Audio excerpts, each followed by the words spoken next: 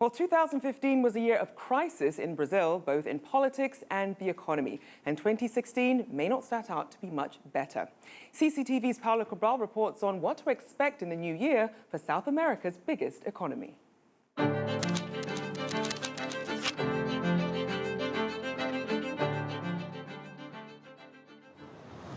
This is the Paulista Avenue, São Paulo's financial district and a popular spot for political demonstrations in Brazil's biggest city. Observers say it also represents where one can identify the problems facing the country, an economy in crisis and the struggle for power.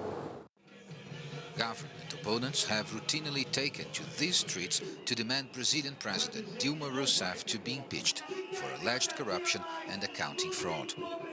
On other days, members of trade unions, social movements and leftist militants come here to show their support for Brazil's governing Workers' Party. This heated political environment makes it hard for the government to bring about austerity. Proposed expenses cuts and tax hikes have been moving slowly in Parliament, held back by tough negotiations and bitter disputes with opponents.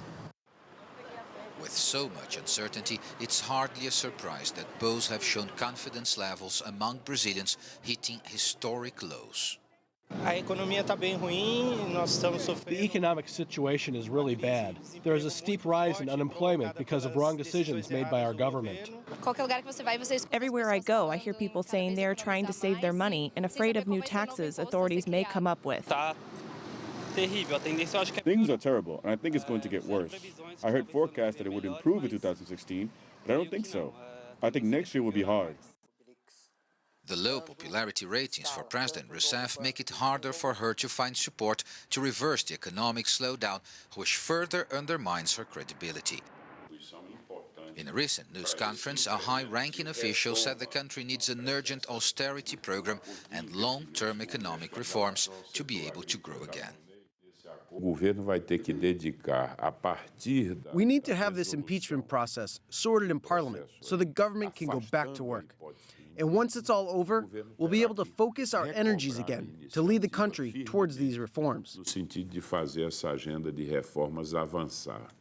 President Rousseff ends the first year of her second term in office with the opposition battling for her impeachment and an economic forecast pointing downwards. 2016 will be a tough year for her government if she gets to the end of it. Paulo Cabral, CCTV, São Paulo.